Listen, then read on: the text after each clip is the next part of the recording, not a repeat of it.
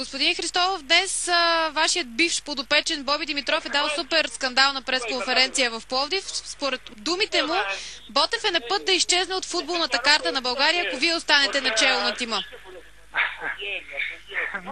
Какво да отговоря на този въпрос? За мен това момче не е нещо наред. Не е наред нещо, защото 10 години смятам, че нещата горе-долу са стабилни. Може да не са добри, но са стабилни нещата.